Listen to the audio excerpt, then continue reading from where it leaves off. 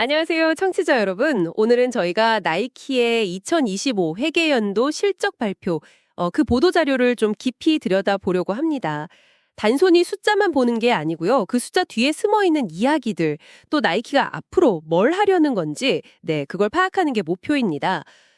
핵심부터 좀 말씀드리면요. 매출이랑 이익이 생각보다 많이 줄었습니다. 이걸 좀 자세히 파헤쳐 봐야겠죠?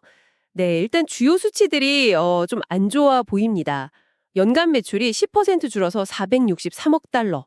특히 4분기 매출은 12%나 감소해서 11억 달러라고요. 이게 거의 뭐 전 지역에서 다 떨어졌다고 하는데 도대체 뭐가 문제였을까요? 네, 맞습니다. 전반적으로 좀 부진한 흐름이 아주 뚜렷해요.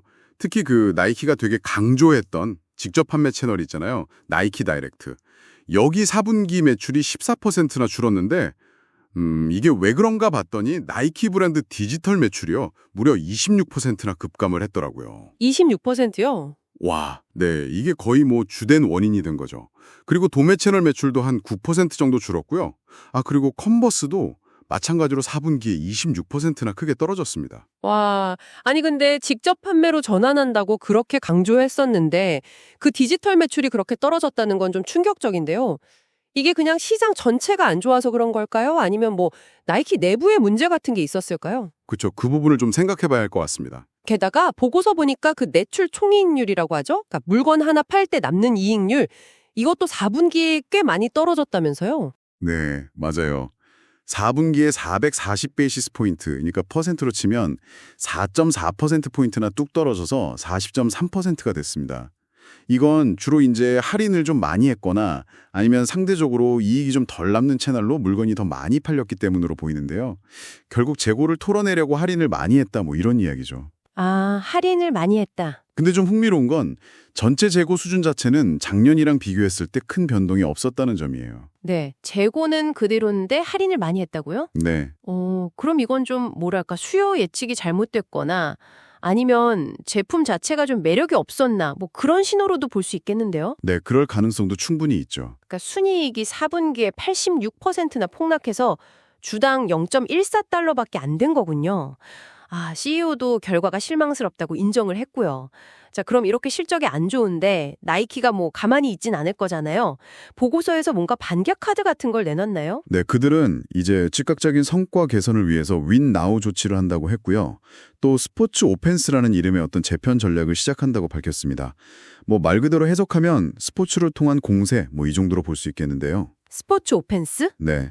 그러니까 핵심 스포츠 분야에 다시 좀 집중하고 제품 구성도 혁신하고 스토리텔링도 강화해서 소비자들이랑 관계를 다시 좀 쌓고 시장 전체를 키우겠다 뭐 이런 구상입니다.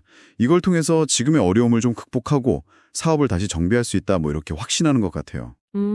핵심 스포츠로 다시 돌아간다. 이것 좀 흥미로운 방향 전환이네요. 잠시 좀 다른 얘기를 해보면 근데 이렇게 실적이 어려운데도 주주들한테는 꾸준히 뭔가를 돌려줬다는 점도 있네요. 지난 회계연도의 배당금이랑 자사주 매입으로 53억 달러 이상을 환원했다고요? 네, 맞습니다. 이게 뭐 힘든 시기이긴 하지만 그래도 주주 가치를 지키겠다는 약속은 좀 보여주려는 의지인 것 같습니다. 실제로 23년 연속으로 배당금을 계속 늘려왔거든요. 23년 연속이요? 대단하네요. 네.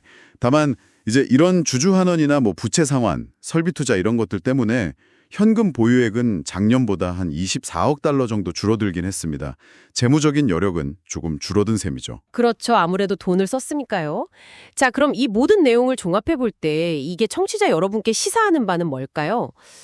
나이키는 지금 매출도 줄고 이익률도 떨어지는 이중고에 직면해 있고 특히나 그렇게 공들였던 디지털 직접 판매 채널에서조차 어려움을 겪고 있다는 거 이게 정말 사방에서 압박을 받는 그런 상황인 것 같아요. 네, 그렇죠.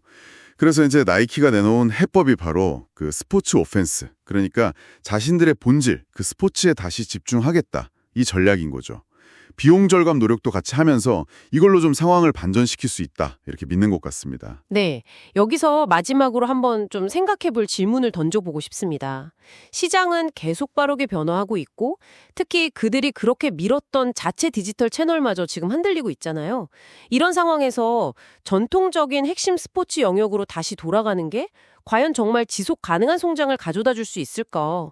이 스포츠 오펜스라는 전략이 실제 우리 소비자들, 청취자 여러분께는 어떤 모습으로 다가올지, 또 시장은 어떻게 반응할지, 이걸 좀 지켜보는 게 중요해 보입니다.